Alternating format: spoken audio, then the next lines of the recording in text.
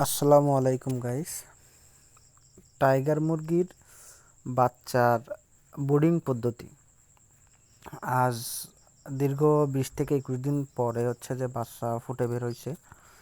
তো দেখতে পাচ্ছেন যে এইখানে টাইগার মুরগির বাচ্চা।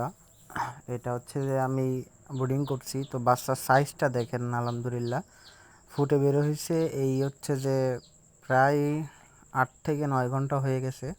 তো সাইজটা দেখেন, আলহামদুলিল্লাহ কত সুন্দর সাইজ আসছে বাচ্চার। তো এইখানে যে আমি 15টা বাচ্চার জন্য একটা পানির পট রাখছি। আমার পানির পটের যে একটু সংকট, যেহেতু আমি একটা দিছি, আপনারা বেশি থাকলে 2টা দিয়ে দেবেন।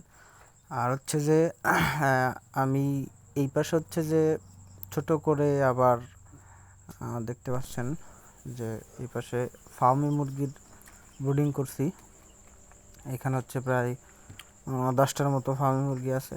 তাদের জন্য একটা পানির পট, এবং সবাইকে কিন্তু এই যে ইসের উপরে খাবার দিছি, পেপারের উপরে।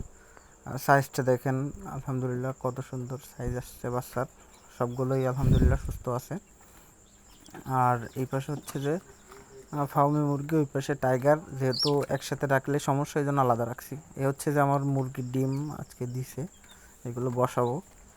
তো আপনারা যারা টাইগার মুরগির বাচ্চা বা ফার্মি মুরগির বাচ্চা নিতে চান, তো স্ক্রিনে দেওয়া নাম্বারে যোগাযোগ করতে পারেন।